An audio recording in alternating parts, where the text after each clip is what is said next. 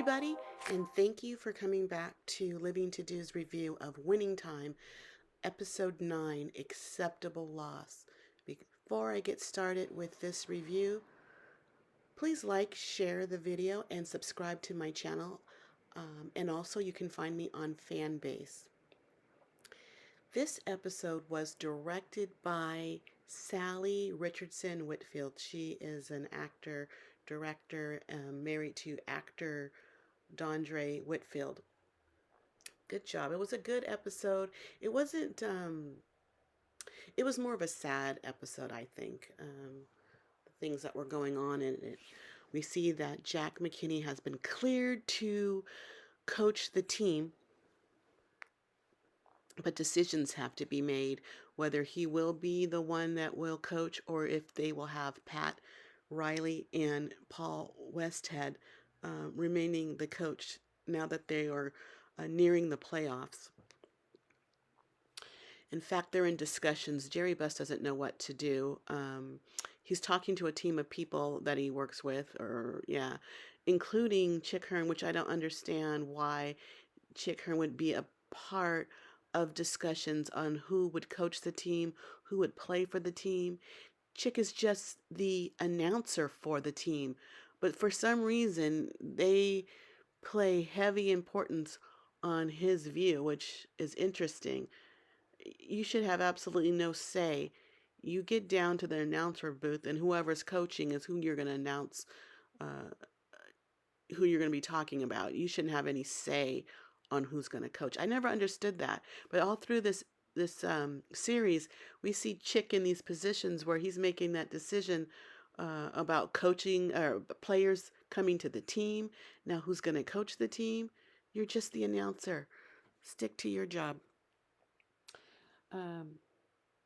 Jerry Buss is also consulting with Jerry West, and Jerry West feels pressured by being asked about who should coach.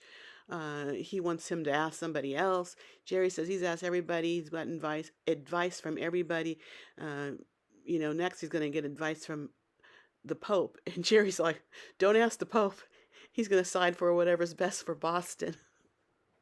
That feud, that hatred runs deep.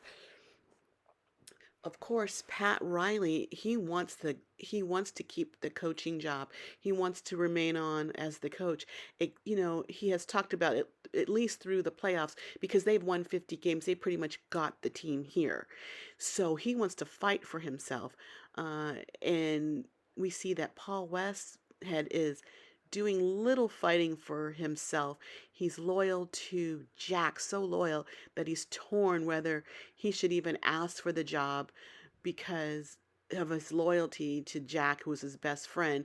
But Pat wants him to stand up, be a man about it, and go to Jerry Buss and tell him that they want the job, fight for them. But even when Pat tried to step out and talk to Jerry Buss about the job, he couldn't do it either. I guess people are torn. That man brought them here. He was in bad health, and now he's ready to return, but they want to fight for the same position because they feel that they've earned it. But they do have a problem in Spencer Haywood, who's on drugs, and he's doing heavy drugs. In fact, so much so that it's like he was unresponsive, but he was sitting on the floor, but sitting up. He wasn't leaning against anything, and he wasn't falling down when Michael Cooper recognized that he was not responding, and they're hitting him and trying to bring him back, and Spencer kind of coughs, comes back, and he gets mad, and he blames, he says he was just meditating, and we all know he wasn't. Even the white dumb jock player on the team said, well, if you were meditating, why are you so mad? And Kareem speaks to him about his drug use. He says that Kareem told him, you better get off this stuff. You better stop this drug use today. You better quit cold turkey. We need you. We are approaching the playoffs. for some reason, he listens to Kareem. I don't know if they're the same age. He seems older. He looks older. He wants to fight. He's fighting, he says, for his child. He has a baby girl that we've seen in the past. And that baby girl he had with model Iman, um, that is her baby in this series. Um, it's 7 days to playoff, and Spencer is doing better. He's playing. Looks like he's not on the drugs, and he's playing well. He's doing well. When the chick, you hear chick talking about him, how he's really carrying, not really carrying the team, but he is um, a needed player for the team. Meanwhile, Jerry Buss can't accept his mother's terminal diagnosis of cancer. He has a doctor friend that he wants to party with, because he's trying to, whatever he can do for his mother. He tells the doctor about the green juices they have her on. The doctor has to tell him the truth, that your mother is not in good health, and that's that she is terminal, and the best thing you should do is spend as much time as you can with her, um, because you know basically in the nicest possible way, she's going to die. Buss cannot handle this information. He gets upset. The man is visiting him in his office. It looks like they had a party. They had girls outside the office. He kicks the man out. He doesn't know what to do. He doesn't want to believe that. He is looking for the impossible. He has done the impossible in everything in his life. His mother and him grew up poor. He became a doctor.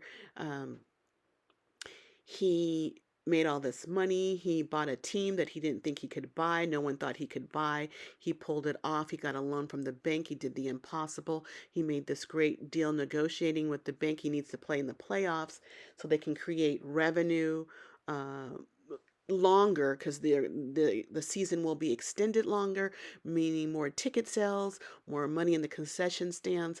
All this is to help pay off that loan, or they'll go belly up. And he's done the impossible. Not only that, he got great coaching. He brought this team to the playoffs. He's done all the impossible. He's always thinking about the impossible, and he wants people to do the impossible, and he wants to get the best people in the position to do that. And this doctor is not the doctor that's going to cure his mother of this cancer, do the impossible, and save her life. And that's what he's mad about.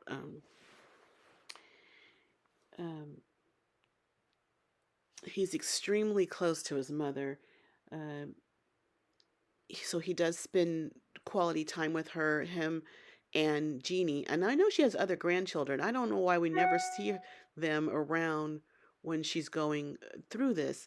They go on this little caper. They go out to some estate where they always would break in. Now, his mother, this frail, elderly, well, I don't know if she's elderly, but this frail woman dying of cancer is picking the lock to get into this house. And I think it's for sale, might be nobody in the house. And they're out there by the pool, drinking, having a good time. It's at night. They stay there till the next morning.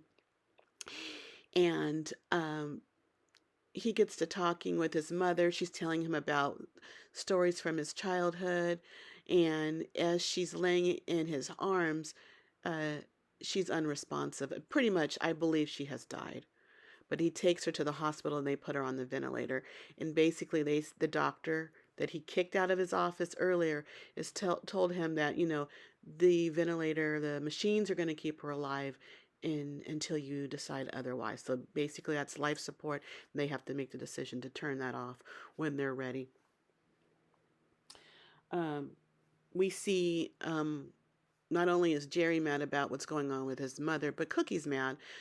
She's mad at, of course, Magic because of him getting her friend pregnant. Now, in the scene, we see Magic wakes up in bed with 3 girls. Then he goes to his phone where he's placing a call to Cookie's dorm room in college. Cookie won't come to the phone. He knows she's mad. Whoever's answering and speaking for Cookie says she's not around. She's in class. He knows her schedule. She's not in class. He wants a message to be forwarded to her, letting her know that Rhonda, their friend that he got pregnant, has lost the baby. So what does that mean? We're all good to go? That's a loss of a child, basically. And you're sitting here doing these, you know, sleeping with these women. If you cared, you wouldn't even be in this bed with 3 women. Uh, that's just, I don't know. Uh, People are making decisions, and people are vying for their jobs. Jack McKinney is talking to Jerry West at his office about his job, and Jerry pretty much says he'll put in a good word for Jack with to Jerry Buss. As Jack leaves the meeting, Jerry tells him, "I know you can see your way out. You know your way out from here." But apparently Jack doesn't know his way out. He's down in the tunnel, trying to find his way out of the building, and he gets disoriented. He is sweating. He looks flushed. He looks like he's dizzy, and he falls to the ground, or a security guard finds him and asks if everything's okay. He just says, I just got lost. I just need to know the way out. And he was basically right by the exit, and he didn't know it. That word gets back to Pat and Paul, but they're really struggling to fight for themselves. Even Pat is. He wants to go to Jerry. He wants Paul to go to Jerry and vie for their jobs. Um, Pat does make an attempt to go out of the office to talk to Jerry Buss about keeping his job as coach, and he too can't even do it. Uh, I don't know if he feels like he's not in the position to do it. Is it a bad move for him to do it? He really wants Paul to do it. Paul can't do it because he's way too loyal to Jack to talk to Jerry about saving his job, a job he's done well. I don't know if he's really done well. If maybe Pat might be doing, um, might be the mastermind in the plays that they're making. Um, but they can't fight for themselves. Neither one of them can. Um, Jerry, it looks like Jerry Buss might have made a decision. But meanwhile, we go to Jack's house, and Jack's on his stationary bike pedaling, sweating, and his wife comes in. She's mad because she sees that he has clues in his pocket, trying to get him back home. She knows he's suffering from memory loss, and he is working too hard to be a part of this team. She thinks it's affecting his health. She worked too hard to bring him back to life. We had seen her in the hospital bed with him in the past episodes, laying in bed with him, her head on his chest. So when he stopped breathing, she was banging his chest, bringing him back to life. And she did not do that for him to work for the Lakers. She didn't do all that work for the Lakers. She did all that work because apparently she's I guess younger than her husband. She looked a little younger than her husband. They have kids. Her family comes first, and he wants his focus as being back on the team as the head coach for the Lakers. There's a knock at the door at his home. Jack McKinney goes to the door. It's Jerry Buss. Jack McKinney doesn't realize it's Jerry Buss. He knows it's a man. He thinks it's a delivery man. He says, "Oh, hold on, I'll get my wife to sign." Jack didn't recognize it's Jerry because of his injury. Jerry thinks Jack is kind of kidding at first. He has a bottle of champagne in yellow and purple, decorated in yellow and purple, the Laker colors. And when his wife comes to the door, she greets him, "Hi, Dr. Buss." And Jack realized that was Jerry Buss at his door. And he goes, "Oh." Jack realizes that he made a mistake. Jerry Buss realizes that Jack's not ready, and he just says, "Oh, I just wanted to give you this. We'll have somebody call you, later to discuss, the particulars about the coaching position." He kind of got out of there real fast. He gets back to his car and he's upset. He realizes Jack's not ready. Jack's not ready. Paul and Pat are in their office discussing the coaching position. They see that Jack is across the way. They're closing the curtains, the blinds. They think they're going to give the job back to Jack. Meanwhile, I think a guy named Bill, goes into that conference room, talks to Jack McKinney, and Jerry Buss steps in Paul and Pat's office.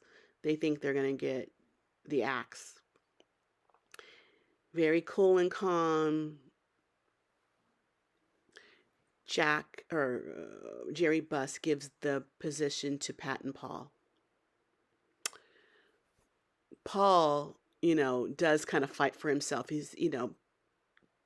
Jerry Buss says, "Can you guys take us all the way?" And Paul says that he got him, that he can do that. They can basically do it. Jerry says, "Don't F it up," because they don't even realize how much is at stake for Jerry Buss and all his financial issues. But this is a championship. They're going to the playoffs anyway, and it's a good look for them. And they're happy and with the opportunity, of course. So they get to the playoffs,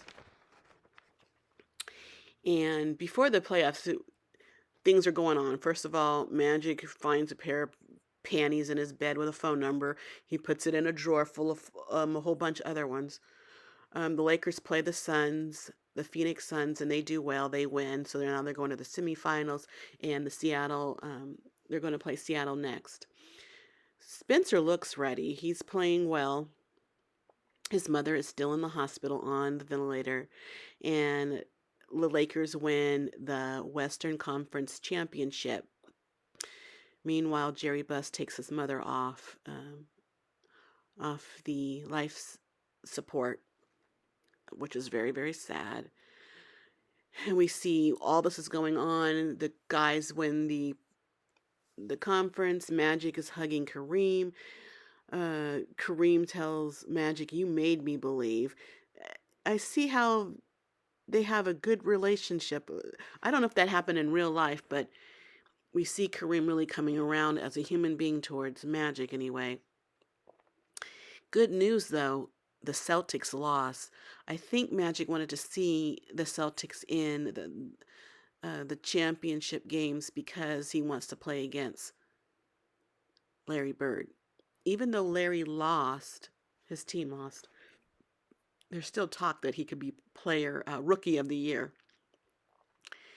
And doesn't sit well with Magic, of course. However, before they do all that, get to the actual championship, the way they played it out, Spencer is back on drugs. Oh my God, he's falling out on the floor. Um, they vote. The team votes, and they vote Spencer off the team. I guess it was a tie actually, and Kareem, Spencer's friend, was the deciding vote. I don't know if that's true in real life, but before and Kareem was a man. He went directly to Spencer to give him the bad news. Before Spencer knows it was Kareem that was the deciding vote, he talks about his the past growing up, where they were picking cotton, and when he was born with extra bones in his fingers. I don't know if that's a true story or not, and how some guy that was they weren't slaves, but they worked a sharecropper field, and it wasn't much better than being a slave. And he had this whole talk about his past and his upbringing, which was very sad, very sad. The man, it sounded like, really did have a hard life. And here comes Kareem with the bad news. And he has to tell his friend that he was the deciding vote to kick him off the team. Well, of course, Spencer is mad. He just can't believe it. He thought Kareem was fighting for him, but Kareem had to do what was best for the team and what was fair for the team. You are a heavy drug user, and you just can't kick it. You did well cooking it for a few games or whatnot. You did do it well, but you need help, and you are bringing down the team. And he did what was best for the team, and he was mad about it. He told you the reason you're off the team is because of me. Later, we see Spencer going to maybe it's a drug dealer's house or somebody's house. Someone who a less desirable person, and he's looking to get a gun or to have someone killed, and the guy goes, "Who do you want to have killed?" And he tells him he wants the Lakers to be killed. So what? You really put a hit on the Lakers because they kicked you off the team? So the title of this video or this episode was Acceptable Loss. So was it loss of Jack McKinney being the coach, loss of Jerry's mother, the death of Jerry's mother, the loss of Spencer Haywood on the team? It was a good video. I mean, a good episode. It just wasn't as fun and exciting as the past episodes, but still good in carrying the story along. So we have one more episode, be which will be the next week, which will be the season finale. Which I hope it comes out with a banger. So much could go on. They showed a lot of great episodes in this season. I really enjoyed this whole entire series. It's been great, and I'm looking forward to but season 2. But that is it for now. Please like, share, and comment on the video and subscribe to the channel. I would really appreciate it. And again, you can find me on Fanbase. Also, check out my channel with other TV shows that I've reviewed, Bel Air, Married at First Sight, and movie reviews as well. So come back next week for the final episode 10 of Winning Time. And that is it for now. And I gotta go because I got living to do. Thank you for stopping by. Bye.